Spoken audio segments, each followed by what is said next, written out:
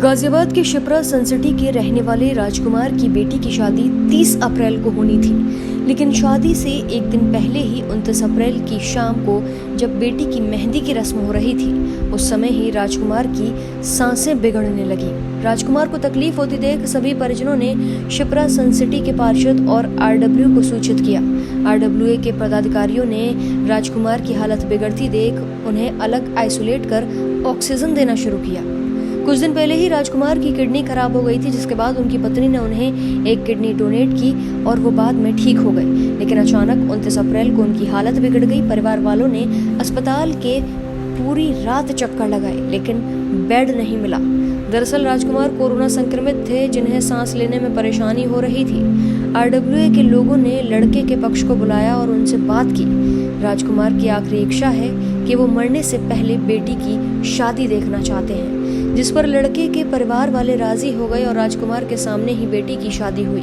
और शादी होने के बाद राजकुमार ने दम तोड़ दिया, लेकिन जाते जाते राजकुमार अपनी आखिरी इच्छा पूरी कर गए। सोचने वाली बात यह है कि कोरोना वायरस ने हमें क्या क्या दिन दिखाए, खुशी के माहौल को मातम में बदल कर रख दिया। आज जब पूरा देश कोरोना वायरस के आतंक से भयभीत है, ऐसे में देश के लिए हर देशवासी को एक दूसरे की मदद करनी होगी, तभी इस महामारी की चेन को तोड़ा जा सकता है।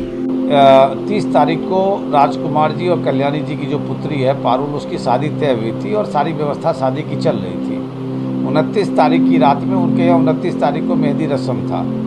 तो मेहंदी रस्म के दौरान ही उनके परिवार के भी सब लोग आए हुए थे वहाँ पे। तो मेहंदी रस्म के दौरान ही वो उनको घबराहट सी होने लगी और जब लोगों ने ऑक्सीजन लेवल चेक किया तो वो तकरीबन उस समय 60 के आसपास था।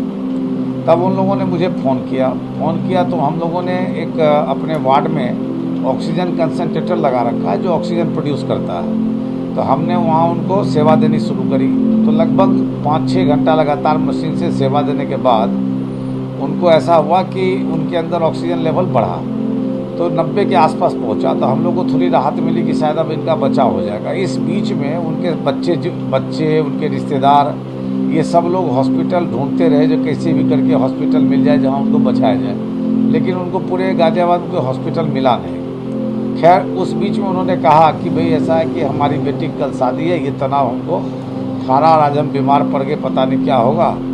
सो पता नहीं कल शादी होगी कि नहीं होगी, तो सर पार्षद जी जरा इसको ध्यान रखिएगा खाली। तो उन्होंने अपनी पत्नी को भी ये बात कही थी शायद।